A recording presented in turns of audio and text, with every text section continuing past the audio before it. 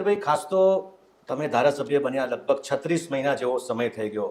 અ, એવું લાગે છે કે હજુ કોઈ એવું કંઈ કામ છે હજી મારે કરવાનું બાકી રહી ગયું છે ધારાસભ્ય તરીકે, વિસ્તારનું હોય કે આદિવાસી સમાજનું હોય. હજી 2 વર્ષનો સમય બાકી છે મુદત પૂરી થવામાં. પરંતુ એવું કયું કામ કે હજી બાકી રહી ગયું છે, અથવા તો તમને એવું લાગે કે ના, આ કામ કર્યું, મને સંતોષ થયો? જે પ્રકારે સામાન્ય પરિવારમાંથી હું આવું છું, આટલી નાની ઉંમરમાં મને ડેડિયાપાડા અને સાગબારાની જનતાએ આટલી મોટી જવાબદારી સોંપી છે, ત્યારે આ ઉંમર તો અમારી શીખવાની ઉંમર છે ને રાજનીતિમાં હર હંમેશ અમે નવું નવું શીખવાના પ્રયાસો કરીએ છીએ. અમારા સમય દરમિયાન અમારા વિસ્તારના લોકોની જે પ્રકારની ઘણી રજૂઆતો અમારી સમક્ષ આવી, નાની મોટી યોજનાઓ બાબતે હોય, કામો બાબતે હોય કે જે પણ બાબતો, તો અમે એ પ્રકારની યોજનાઓ લોકોના છેવાડા સુધી પહોંચે, જે પ્રકારે બજેટ બને એની છેવાડા સુધી પહોંચે એના પ્રયાસો અમે કર્યા છે. તમામ 3 તાલુકામાં એ મારું બજેટ હોય, મારી ભલામણોથી માર્ગ મકાન વિભાગમાં, સિંચાઈમાં, તાલુકા પંચાયતમાં કે તમામ વિભાગમાંથી જેટલા બને એટલા અમે પ્રયાસો કર્યા છે. ખેતીવાડીની યોજના હોય કે બીજી સોલારની યોજના હોય કે બોરની યોજના હોય, પીવાના પાણીની યોજના, બધી જ જગ્યાએથી અમે લોકો માટે સારામાં સારા કામો થાય એના માટે અમે પ્રયાસો કર્યા છે. અને અમારા તો સપના છે આવનારા દિવસોમાં આદિવાસી બેલ્ટમાં જે પણ લોકો છે એમને સારી શિક્ષા મળે એનું પ્રાવધાન થાય, ભણી ગણીને આવેલા યુવાનોને સારી રોજગાર મળે એનું પ્રાવધાન થાય, લોકોને જ્યારે સ્વાસ્થ્યની જરૂર પડે તો ત્યાં ને ત્યાં એ વિસ્તારોમાં એની તમામ પ્રકારની નિઃશુલ્ક ઈલાજ થઈ જાય, એ પ્રકારની અમારા સપનાઓ છે. સાથે સાથે ભણેલા ગણેલા યુવાનોને પોતાની આજીવિકા માટે સારી રોજગારી મળે, સારા રોડ રસ્તા મળે, ખેડૂતોને સિંચાઈના પાણી મળે અને પોતાની જમીનોમાં પકવેલા પાકોના સારા ભાવ મળે. અને જે પણ લોકો વિસ્થાપિતો છે, એ ચાહે નર્મદાના હોય, એ ચાહે જીઆઈડીસી જીએમડીસીના વિસ્થાપિતો હોય, એ ચાહે નેર વિભાગમાં વિસ્થાપિત થયા હોય, એ ચાહે રોડ રસ્તામાં એમની જમીન, એમને પણ યોગ્ય વળતર મળે અને એમને પણ પ્રસ્થાપિત કરવામાં આવે, એ પ્રકારના અમારા હજુ અધૂરા કામો છે એને પૂર્ણ થાય એ પ્રકારના પ્રયાસો આવનારા દિવસોમાં અમે કરતા રહીશું.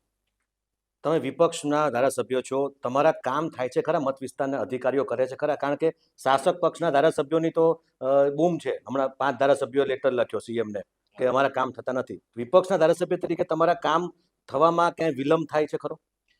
જે પ્રકારે ગુજરાતમાં સરકાર એ ચાલે છે, તો વધુ પડતા ધારાસભ્ય એ શાસક પક્ષના હોય કે વિપક્ષના હોય, ધારાસભ્ય સાંસદોની બધાની જ ફરિયાદો રહેલી છે કે ભાઈ અમારું કહેલું અધિકારીઓ માનતા નથી, અધિકારીઓ એમનું મન ગમે એ પ્રકારના કામો મંજૂર કરે છે, બિનજરૂરી કામો મંજૂર કરીને એમના લાગતા વળગતાને ટેન્ડરો આપે છે, ભ્રષ્ટાચાર થાય છે, બધાની જ ફરિયાદો છે. એમાં શાસક પક્ષ હોય, વિપક્ષ હોય, બધાની જ ફરિયાદો અમે વિધાનસભામાં હોય, પ્રોટોકોલ વિભાગને હોય, અમે બધાને કરીએ જ છે ને થાય છે.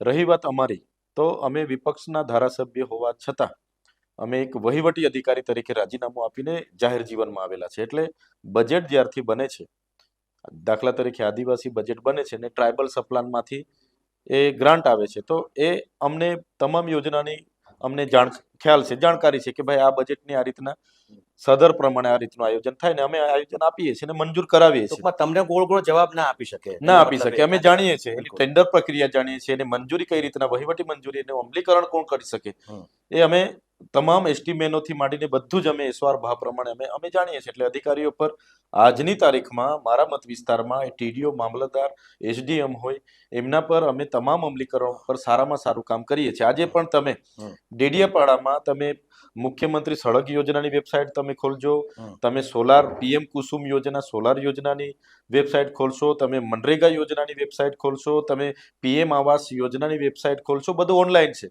ડેડિયાપાડા 1 થી 10 માં હશે, એની હું ગેરંટી સાથે આપને કેમ છું. એટલે કહેવાનો મતલબ કે એકલા ચૈતર વસાવાના પ્રયાસથી નથી થયો, એમાં બધા સરપંચોનો પણ સહકાર છે, તાલુકા જિલ્લા સભ્યનો પણ સહકાર છે અને અધિકારીઓનો પણ સહકાર છે. પણ ધારાસભ્ય તરીકે મારા પ્રયાસ હંમેશા રહ્યા છે કે અમારા વિસ્તારના છેવાડાના વ્યક્તિ સુધી યોજના પહોંચે, કામ પહોંચે અને એનો વિકાસ થાય, એ પણ સમાનતાની ધારામાં આવે, એ પ્રયાસ મેં કર્યા છે. પરંતુ તમારી ઉપર ગુજરાતના આદિવાસીઓને ઉશ્કેરવાનો આરોપ છે. વારંવાર કહો છો પાડલિયાવાડી કરીશું, પાડલિયાવાડી કરીશું. એ શું?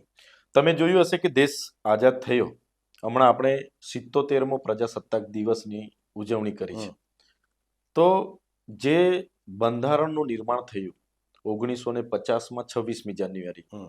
તો એ બંધારણમાં જ આર્ટિકલ 244 મુજબ આદિવાસીઓને અનુસૂચિ 5 અંબાજીથી ઉમરગામ લાગુ કરવાની એમાં જોગવાઈ છે. હમ. અનુસૂચિ 5 લાગુ થવાથી શું થશે? જે વિસ્તારમાં આદિવાસી રહે છે ને એ વિસ્તારની સંપૂર્ણ જમીનો એ જ ગામના લોકોની હોય છે. હમ. એ ગામ સભા નક્કી કરે કે ભાઈ આ અમારું ગૌચર છે, આ અમારી ગામતળ છે, અને આ અમારો પહાડ છે, આ અમારી નદી છે, ને એમાં જે કંઈ ખનિજ મળે એના પર ગ્રામ સભાનો અધિકાર હોય છે, આદિવાસીનો અધિકાર હોય છે. જળ, જંગલ, જમીન, જંગલની પેદાશો હોય, કોઈને પાણી જોઈએ, કોઈને ત્યાં વીજળી ઉત્પન્ન થાય છે, એમાં સંપૂર્ણ જમીનમાંથી સોનું મળે, કોલસો મળે, રેતી મળે, કંકર મળે, બધા પર ગ્રામ સભાનો પાવર હોય છે. એવો 5મી અનુસૂચિ કહે છે કે આદિવાસીઓ માટે આ પ્રાવધાન છે. પણ આજ દિન સુધી સરકારે લાગુ નથી કર્યા. કોંગ્રેસ પણ સત્તામાં હતી, આજે ભાજપ પણ 30 વર્ષથી છે, તો કેમ લાગુ નથી કર્યા? આજે 73 એની જમીનો આદિવાસી કોઈ બીજાને વેચી નથી શકતો એવા પ્રાવધાન છે. છતાં આજે તમે દાહોદ, ગોધરા, સુરતની 73 એની જમીનો આજે બિલ્ડરોએ પચાવી પાડી છે. આજે અનુસૂચિ 5 એરિયામાં પૈસા એક્ટ લાગુ છે કે ભાઈ કોઈ પણ પ્રોજેક્ટ આવે તો 1996 પૈસા એક્ટ અંતર્ગત ગામ સભા સહમતિ આપે પછી જ તમે પ્રોજેક્ટ ત્યાં અમલીકરણ કરી શકો છો. આજે સાપુતારાથી સ્ટેચ્યુ ઓફ યુનિટીનો ગ્રીન કોરિડોર હોય, નેશનલ હાઈવે 56 હોય, આજે ડમલાઈ જીએમડીસીનો પ્રોજેક્ટ હોય, લિગ્નાઇટ પ્રોજેક્ટ વાલિયાનો હોય, કે આજે અંકલેશ્વરથી એકતાનગરનો હાઈ સ્પીડ કોરિડોર હોય, કે સ્ટેચ્યુ ઓફ યુનિટીના તમામ પ્રોજેક્ટો હોય, આજે આંબા ડુંગરમાં યુરેનિયમનું ખનિજ પ્લાન્ટ હોય, કે હાઇડ્રો પ્રોજેક્ટ નસવાડીના 28 ગામોમાં આવ્યો હોય, તમામે તમામ જગ્યાએ પૈસા એક્ટના ઉલ્લંઘન કરીને બારોબાર જમીનો સંપાદન કરવામાં આવે છે અને મફતના ભાવે લઈ લેવામાં આવે છે. ત્યારે અમે કહીએ છીએ કે ભાઈ એક બાજુ દેશના વિકાસમાં આદિવાસીઓ આટલું બધું યોગદાન આપતા હોય અને તમે બંધારણમાં રહેલી એમના માટેના પ્રાવધાનોની અમલવારી ના કરો તો ક્યાં સુધી ચાલશે? મારા જ જિલ્લાની વાત કરું, સ્ટેચ્યુ ઓફ યુનિટી એ દુનિયાની સૌથી ઊંચી પ્રતિમા છે. સરદાર પટેલ સાહેબ માટે આખા દેશને ગૌરવ છે, અમને પણ ગૌરવ છે.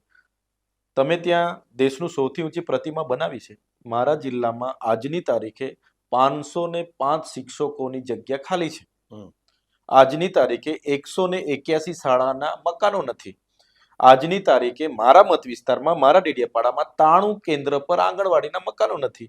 બાળકો ઝાડ નીચે બેસીને ભણે છે. એટલે જાણી જોઈને એવું કરવામાં આવે છે. તમે બિલકુલ બિલકુલ જાણી જોઈને. આ સરકારે આપેલી માહિતી છે. આજે મારા જિલ્લામાં 12,333 બાળકો અતિ કુપોષણથી પીડાય છે અને 1 લાખથી પણ વધારે બાળકો ટ્રાઇબલ વિસ્તારમાં સિકલ સેલ એનેમિયા થી પીડાય છે.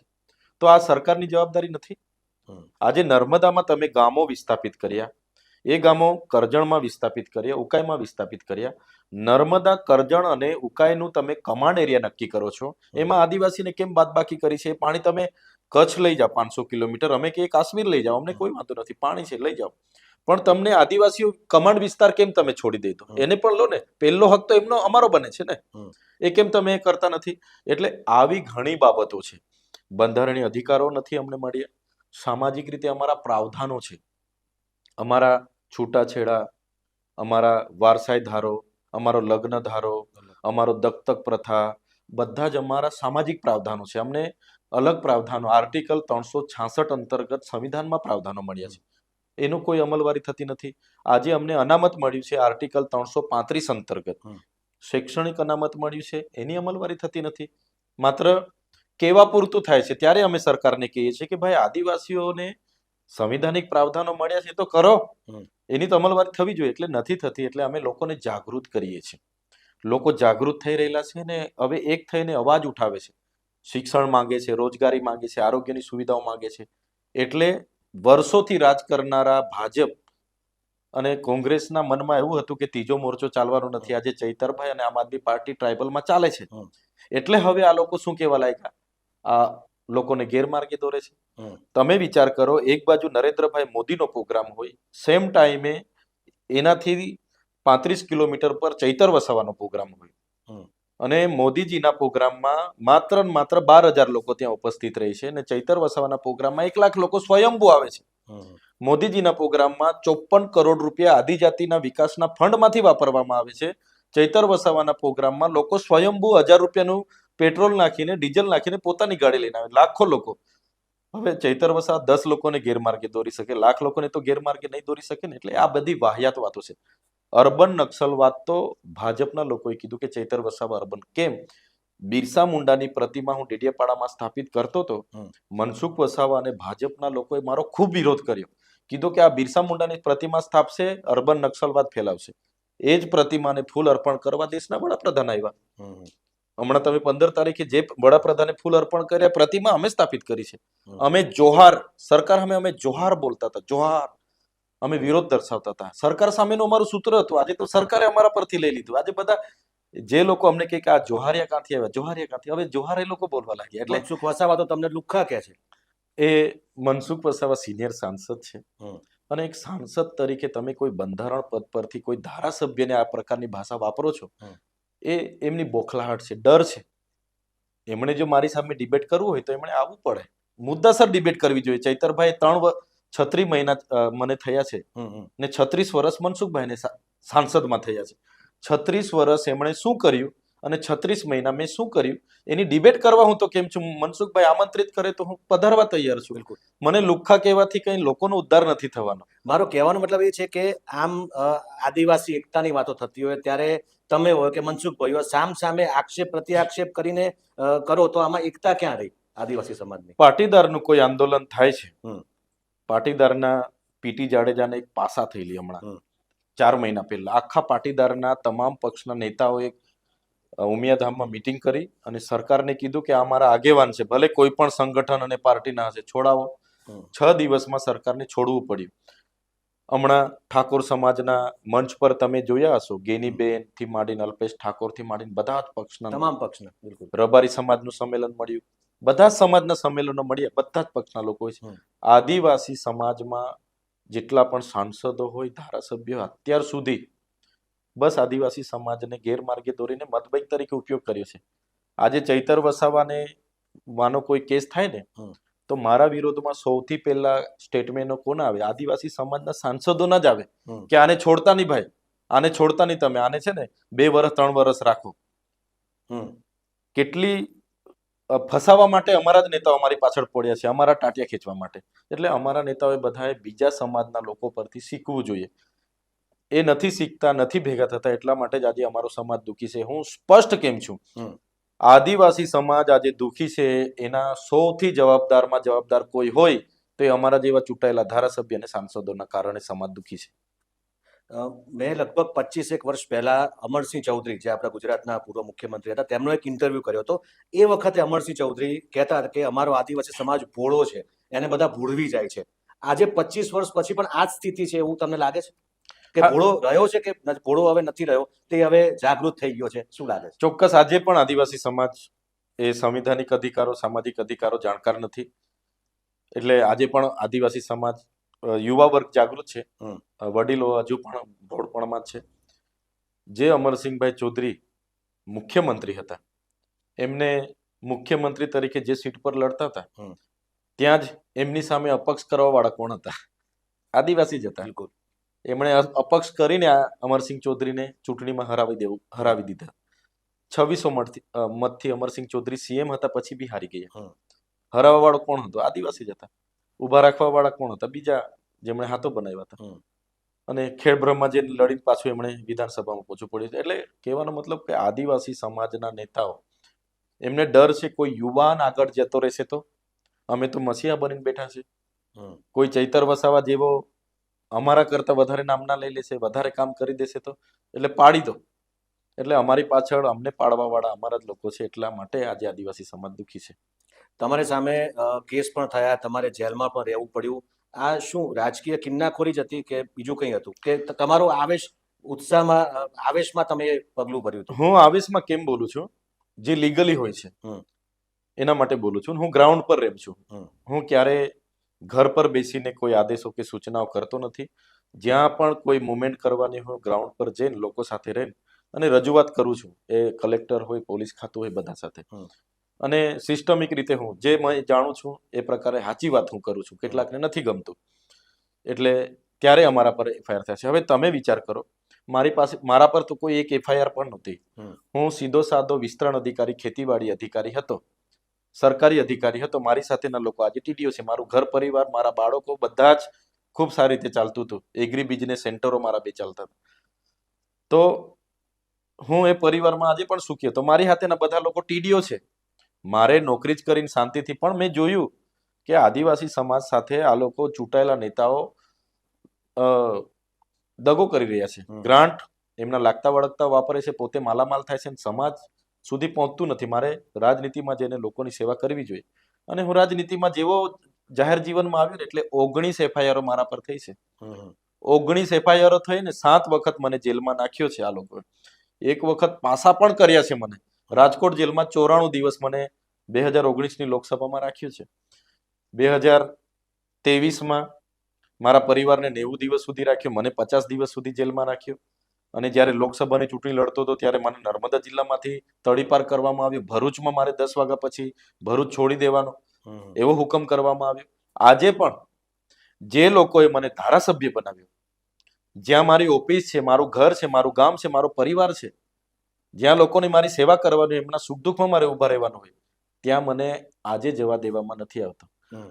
વિચાર કરો, પોલીસે એવું સોગંદનામું ને એવું માગણી કરી, બીજા લોકોમાં એવું સોગંદનામું રજૂ થાય કે આ વ્યક્તિ ગુજરાતની બહાર ન જવો જોઈએ, હમ. એ ગુજરાતમાં જ રહેવો જોઈએ, એવા સોગંદનામા થાય. મારામાં હું સોગંદનામામાં માગણી કરી કે આ વ્યક્તિ નર્મદા જિલ્લામાં ના રહેવો જોઈએ, એ બહાર જતો રહેવો જોઈએ. ઉલટું કર્યું મારામાં. તો મારા વિસ્તારમાં લોકોના સુખ દુઃખમાં હું ઉપસ્થિત નથી રહી શકતો, એની મને આજે દુઃખ છે. અને કાયદો અમારા માટે છે, શાસક પક્ષ માટે નથી. આજે હું ભાજપમાં જતો રહે તો મારા બધા કેસ નીલ થઈ જાય, બધી શરતો પણ હટી જાય. બોલાવે જ છે લોકો. તમને એટલે કેટલી વાર ઓફર આવી ભાજપમાંથી? પ્રદેશના જે તે વખતના પ્રમુખશ્રી સાથે હમ. હું 4 વખત એમને મળ્યો તો રૂબરૂ. હમ. શરૂઆતમાં એમણે ધારાસભ્યમાંથી રાજીનામું આપો એવું કીધું હતું. હમ. બાદમાં હું જેલમાંથી છૂટીને આવ્યો ત્યારે મને લોકસભા ભરૂચ લડવા માટે એમણે ખૂબ દબાણ કર્યું. એમના ધારાસભ્ય બી બધા ભરૂચ લોકસભાના ઉપસ્થિત હતા. હમ. છતાં મેં કીધું કે હું મારું નામ મારા પાર્ટીએ મારા પર ભરોસો મૂકીને જાહેર કર્યું છે, ઇન્ડિયા ગઠબંધનમાંથી જ લડીશ. હાર કે જીતે પછીની વાત છે. હું લડ્યો. હમ. અમારા બધા નેતાઓ જેલમાં હતા, મને કોઈ એટલું સમર્થન ના મળ્યું. કોંગ્રેસના અહેમદ પટેલના પુત્રી મુમતાજ પટેલ, ફેજલ પટેલે મારો ખૂબ વિરોધ કર્યો. કોંગ્રેસના ત્યાંના મહત્વના આગેવાનોએ મારો ખૂબ વિરોધ કર્યો. પછી બી મારા દમ પર લડ્યો. 5,22,461 મત મળ્યા મને. અને મનસુખભાઈ 85,600 મતથી આગળ હતા. હમ. મારે 43-44 હજાર મત ખૂટતા હતા. એમાં છોટુભાઈના દીકરા એ બીજા મતો બગાડ્યા. મહેશભાઈ વસાવા આખી બીટીપી લઈને ભાજપમાં ગયા, એમાં હું હાર્યો. બાકી તો લોકોએ મને નેતા તરીકે સ્વીકાર્યો હતો ને હું જીતવાનો જ હતો. એટલે મારી જે વિચારધારા છે, ભાજપે 30 વર્ષ સુધી અમારા લોકોનું નથી કંઈ કર્યું, તો હું ભાજપમાં કઈ રીતના આવું? અને મારા જવાથી કંઈ લોકોનો ઉદ્ધાર થોડો થવાનો છે. એટલે હું સમાજ સાથે રહ્યો. સમાજે કીધું કે તમે વિપક્ષમાં ગઠબંધનમાં લડ્યો હમ. અને મને સંતોષ છે. ભલે હું હાર્યો, મેં ઘણું શીખ્યો છું અને જ્યારે પણ આવનારા દિવસોમાં તક મળશે ફરી લડીશું. મેં તો ઘણા બધા એવા આગેવાનો નેતાઓ જોયા છે, કોંગ્રેસના હોય કે અન્ય પક્ષના, કે આવું કહેતા હોય કે હું ક્યાંય જવા નથી, વિચારધારા સાથે રહીશ, પક્ષ સાથે, પરંતુ સમય આવે જતા પણ રહેતા હોય છે. તમે નહીં જાઓ એની શું ખાતરી? મારા આજે પણ હમ. કેસ ચાલે છે અને એક એક કેસમાં એમણે પ્રાઇવેટ વકીલ ભારતીય જનતા પાર્ટીએ રાખેલા છે. હમ. અને પોલીસ મારા ખિલાફ છે. આખું તંત્ર યંત્ર મંત્ર બધું હમ. એમનું છે. મારા ખિલાફ બધું જ છે. પછી બી હું લડું છું. તમને એમ કહેશે કેસ પાછા બધા ખેંચી લઈએ તો લડું આવી છું. જાઓ તો? હું લડું છું. અને મારા પરિવારને, મારા કાર્યકરોને, મારા સંગઠનને બધાને જ ખબર છે હમ. કે ચૈતર વસાવા મજબૂત છે ને લડશે. હમ. આટલી જેલો થઈ ત્યારે પણ આજ ખૂબ સારી ઓફર હતી, સાંસદ બનીને દિલ્હી જતા રહો. ખૂબ સારી ઓફરો અમારા સુધી પણ આવી છે. નથી ગયા, અમે નથી જવાના. હમ. આમ આદમી પાર્ટીમાં આજે ખૂબ સારું સંગઠન મેં બનાવ્યું છે. ટ્રાઇબલના 14 જિલ્લા સંભાળું છું, 44 વિધાનસભા સંભાળું છું અને 44 વિધાનસભામાં મજબૂત લોકોને નેતૃત્વ પૂરું પાડવાનું કામ મારું છે અને હું કરું છું. આવનારી તાલુકા જિલ્લામાં પણ આમ આદમી પાર્ટીના તમામ બેઠકો પર હું ઉમેદવાર ઉભો રાખવાનો છું, લડાવવાનો છું. એટલે મારે ભારતીય જનતા પાર્ટીમાં જવાનો કોઈ સવાલ ઉપસ્થિત થતો નથી. હું ખુદ મારું નેતૃત્વ પૂરું પાડીને આમ આદમી પાર્ટીને મજબૂત કરીને સારા લોકોને નેતા બનાવવાનું કામ કરીશ. બિલકુલ. તમે વચ્ચે કઈ વાત કરી હતી કે ગાંધીનગર કૂચ કરવાની છે, શેના માટે? આદિવાસીઓની કૂચ થશે, એ શું હતું? અમારા આદિવાસીના જે જાતિના પ્રમાણપત્ર હોય છે, ગીર બરડા આલેચમાં 21,000 જેટલા પરિવારો રહેતા હતા. એમને આદિવાસીનો દરજ્જો આપવાનું જે તે વખતે પરિપત્ર બહાર પડ્યો હતો. તો 21,000ને જાતિના દાખલા આપવાની સામે લાખો લોકોને આ ગુજરાતની ભાજપની સરકારે જાતિના દાખલા આપી દીધા. અમે વિશ્લેષણ સમિતિને કીધું જે ખોટા લોકો હમ. આદિવાસીના સર્ટી લઈને નોકરીમાં લાગી ગયા છે. અમારો કોટો એમણે છીનવી લીધો છે. શિક્ષણની કોટો એમણે છીનવી લીધો છે. મેનેજમેન્ટ કોટો હોય, વેકેન્ટ કોટા હોય, એમને બહાર કાઢો. જો આમ નહીં કરશો તો અમારે આંદોલન કરવું પડશે. આજ દિન સુધી એમણે નથી કર્યું. બીજું કે જે અમને 15% આદિવાસીઓને અનામત મળી હતી, તો હમણાં ગૌણ સેવા પસંદગી મંડળની વર્ગ 3ની તમામ ભરતીઓમાં 18/5/2023 ના રોજ ગુજરાત સરકારે પરિપત્ર પાડીને વર્ગ 3ની તમામ ભરતીઓમાં ફરજિયાત 40% માર્ક લાવવાનું એમણે સૂચવી દીધું. જેના કારણે 15 બેઠકો, 100 માંથી જે અમારી 15 બેઠકો હોય ને એ ભરાતી નથી, અને એમાં બિન આદિવાસી લોકોને ભરવામાં આવે છે, જેનો અમને ખૂબ અન્યાય થયો છે. એ જ પ્રકારે એ રદ કરવા માટે અમે માંગ કરી છે. વિશ્લેષણ સમિતિ ખોટા જાતિના દાખલાઓ જે પણ લોકો લીધા હોય એને શોધીને એમના પર કાર્યવાહી કરી એની માંગ કરી છે. જો આમ કરવામાં નહીં આવશે તો ચોક્કસપણે બજેટ સત્ર 2026ના વિધાનસભા સત્ર દરમિયાન અમે ગુજરાતના એ યુવાનોને પણ આહવાન કરીશું અને આદિવાસી સમાજના તમામ સંગઠનોને પણ આહવાન કરીશું. ગાંધીનગર પહોંચીશું અને અમારી માંગ સંતોષાય એ પ્રકારના રચનાત્મક કાર્યક્રમો આપીશું. એ પ્રકારનું અમારું આવનારા દિવસોમાં પ્લાનિંગ છે. છેલ્લા ઘણા વખતથી જોઈએ છે કે ટાટના વિદ્યાર્થીઓ હોય કે અન્ય જે લોકોને અન્યાય થયો હોય, માગણી હોય, તે લોકો ગાંધીનગર આવતા હોય છે, ઉપવાસ કરતા હોય, આંદોલન કરતા હોય છે, કોઈ નિરાકરણ આવતું નથી. તો લાગે છે કે તમે કૂચ કરશો, આદિવાસી સમાજ આવશે તો નિરાકરણ આવી જશે? આજે 30 વર્ષના શાસનમાં બધાની માંગો પૂરી થઈ જવી જોઈએ. આજે ગાંધીનગર એ પાટનગર આખું રણ સંગ્રામ બની ગયેલું છે. રણનું મેદાન થઈ ગયું. આંગણવાડીઓ આંદોલન કરે, આશા વર્કરો આંદોલન કરે, આઉટસોર્સિંગ કર્મચારીઓ આંદોલન કરે, ખેડૂતો આંદોલન કરે, કર્મચારીઓ આંદોલન કરે, પરિણામ કઈ નથી. કેમ કે પોલીસનો ઉપયોગ થઈને તમામ આંદોલનો દબાઈ દેવામાં આવે છે.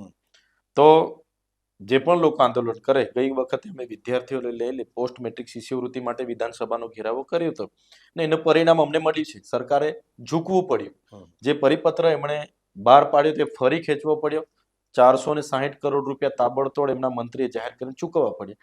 તો માસ મુવમેન્ટ હોય ને, 200-300 નહીં, ત્યાં તો 1200 તો પોલીસ હોય છે. તમે 200-300 જઈને શું કરવાના? 1200 ની સામે તમે 12,000, 20,000 કે 50,000 ભેગા થાવ એટલે એમને ઝૂકવું પડે. એટલે એ પ્રકારની મુવમેન્ટ આવનારા દિવસોમાં અમે કરીશું. અમને પૂરો વિશ્વાસ છે સરકારે ખોટા પરિપત્ર જે બહાર પાડે છે એને ખેંચવું પડશે અને ન્યાય આપવો પડશે. કોંગ્રેસ સાથે આગામી સમયમાં ગઠબંધન કરવાનું આવે તો ચૈતર વસાવાને સ્વીકાર્ય હશે? તાલુકા જિલ્લા પંચાયતોમાં તો કોંગ્રેસ અને આમ આદમી પાર્ટીના શીર્ષ નેતૃત્વએ ના પાડી દીધી છે. આવનારી વિધાનસભામાં ગુજરાતમાં 30 વર્ષથી ભારતીય જનતા પાર્ટીના શાસનને સત્તામાંથી દૂર કરવા માટે ગઠબંધન બંને પાર્ટીઓ કરે તો અમારી સહમતિ હશે, એમાં સ્વીકારી રહેશે. કારણ કે કોંગ્રેસ તો એમ કહી રહી છે કે આમ આદમી પાર્ટી એ ભાજપની બી ટીમ છે, અને આમ જોવા જાવ તો કોંગ્રેસને જ વધુ નુકસાન કરી રહી છે, એટલે કોંગ્રેસ સ્વાભાવિક છે તે કહેવાની. આવા સંજોગોમાં બંને પક્ષ ભેગા થાય તો તમને લાગે છે કે ખરેખર પરિણામ મળે? ચોક્કસ બંને પક્ષ ભેગા થાય તો જે મત ડિવાઈડ થાય છે ના થાય ને. ભાજપના મત તો એમના અકબંધ હોય છે, બીજા જે એના એન્ટી મત હોય એ જ ડિવાઈડ થાય છે ને, એક થાય તો ચોક્કસ 2027ના વિધાનસભામાં ગઠબંધન થવાથી ફાયદો થઈ શકે છે. એક રીતે જોવા જઈએ તો ગ્રામ્ય વિસ્તારોમાં અત્યારે આમ આદમી પાર્ટીનું સંગઠન કદાચ આપને કહો છો, બીજા આગેવાનો કહે છે તે પ્રમાણે મજબૂત થઈ રહ્યું છે, જેવો દાવો છે આપનો. શહેરી વિસ્તારમાં સંગઠન મજબૂત કેમ નથી થતું આપનું? શહેરી વિસ્તારમાં અમે અમારા પ્રયાસો તો છે જ, અમે મહેનત કરીએ છીએ. લાસ્ટ ઘડીમાં ભારતીય જનતા પાર્ટી એક તો ધાર્મિકતાનો મુદ્દો લાવે છે, હિન્દુ મુસ્લિમ કરે છે, અને બીજું કે શહેરી વિસ્તારમાં જેટલા પણ લોકો જોડાયેલા છે એ લોકો પર એક એ પ્રકારનો આખો માહોલ ક્રિએટ કરવામાં આવે છે કે ભાઈ આ કોંગ્રેસ આવશે તો આમ થશે, ફલાણું થશે, ઢીકણું થશે.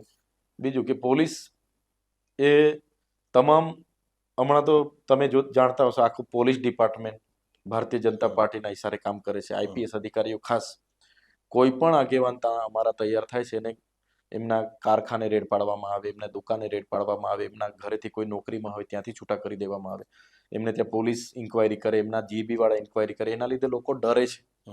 એટલા માટે ત્યાં અમારે ધીરે ધીરે સંગઠન મજબૂત કરવાના પ્રયાસ કરીએ છીએ, પણ જોઈએ એટલી અમને સફળતા મળી નથી. છતાં રાજકોટ જેવી મહાનગરપાલિકામાં, સુરત જેવી મહાનગરપાલિકામાં અમે મજબૂત છીએ. આવનારા દિવસોમાં વડોદરા, અમદાવાદ, જામનગર, ભાવનગર જેવી મહાનગરપાલિકામાં પણ અમે કઈ રીતના મજબૂત બનીએ એના પ્રયાસો અમારા ચાલુ છે. તમે કહી રહ્યા છો કે જે અધિકારીઓનો સત્તાના જોરે ડરાવવાનો પ્રયાસ કરવામાં આવી રહ્યો છે, તો ગ્રામ્ય વિસ્તારોમાં જે આદિવાસી છે તેમને કદાચ પોલીસ ડરાવે નહીં, તમારી સાથેથી જતા રહે તો શું કરશો? શરૂઆતમાં પોલીસે આ જ કર્યું છે, અમને પણ ડરાવ્યા છે ને. હમ. કેસો કરે એટલે અમે ડરીને દબાઈ જઈએ, એવી જ નીતિઓ કરી છે. સાથે સાથે અમારે આગેવાનો પર આજે પણ ખોટી ખોટી ફરિયાદો થાય છે, પાસા થાય છે, તડીપાર કરે છે, ડરાવે છે. પણ લોકો હવે ધીરે ધીરે પોલીસ સામે પણ સવાલો કરતા થઈ ગયા છે, હમ. પોલીસનો હિસાબ માંગતા પણ થઈ ગયા છે. હમ. એટલે અમારી તો પૂરી તૈયારી છે. અમે જાણીએ છીએ આવનારી તાલુકા જિલ્લામાં આ લોકો કઈ હદે જવાના છે, આવનારી વિધાનસભામાં કઈ હદે જવાના છે. અમારી પૂરી તૈયારી છે. તો સામે પાડલિયા વાળી થશે? બિલકુલ આજે લોકો તૈયાર છે. અમે જે પ્રકારે તમે જોયું હશે કે પાડલિયામાં લોકો વેઠી વેઠીને ઠાયકા, એમણે ત્યાં કોઈ સરકારી પ્રોપર્ટીને નુકસાન થોડું થવાનું. પાડોલિયામાં કઈ સરકારી પ્રોપર્ટીને નુકસાન થવાનું હતું? લાઠીચાર્જ કરવો પડ્યો, 27 ટીયર ગેસના સેલ છોડવા પડ્યા, 50 રાઉન્ડથી વધારે ફાયરિંગ થયું. તો લોકોએ પછી ઉશ્કેરવા જ પડે. લોકો પછી ઉશ્કેરાઈને આ પાડલિયાવાળી જ કરે. આવનારા દિવસોમાં પણ આદિવાસી વિસ્તારમાં જેટલા પણ દબાશે ને દબાવશે તો સ્પ્રિંગ જેવા લોકો ઉછળવાના છે. જેટલા રબરને ખેંચશે આ લોકો, એ રબર તૂટવાનો જ છે. એટલે હવે જનતા જાગૃત છે. કાલે ચૈતર વસાવા સાથે કઈ અનહની ઘટના ઘટે છે, પોલીસ કે એમની સરકાર મારી સાથે ખોટી રીતે મને ફસાવે છે કે મારા પર ખોટી એફઆઈઆર કરીને જેલમાં નાખે છે, તો ખૂબ મોટો આક્રોશ લોકોમાં છે. અમે પણ કહીશું, બીજા પણ કહેશે, પણ લોકો એ આક્રોશ ખાડવાના નથી. લોકો રસ્તા પર ઉતરી પડશે. એટલે આવનારા દિવસોમાં સરકાર આવી ભૂલ ના કરે કે અમારા જેવા લીડરોને આ પ્રકારને એ કરે. અમને તો કોઈ વાંધો નથી. અમને તો જેલ 3 મહિના, 4 મહિના, 5 મહિના, 2 વર્ષ રાખશે ને અમને, અમારું પરિવાર કઈ ભૂખે નથી મરવાનું. એ લોકો ખેતી કરે છે, અમારા લોકો બી. પણ હવે લોકો બધી નોંધ લે છે. એ એકદમ તેલની ધારથી ઝીણવટથી જોઈ રહેલા છે. કાલે ઉઠીને કોઈ આ પ્રકારની છેડછાડ અમારી સાથે કે અમારા લોકો સાથે કરશે તો ચોક્કસપણે સત્તામાં બેઠેલા લોકો સાથે અમે પાડલિયાવાડી કરીશું.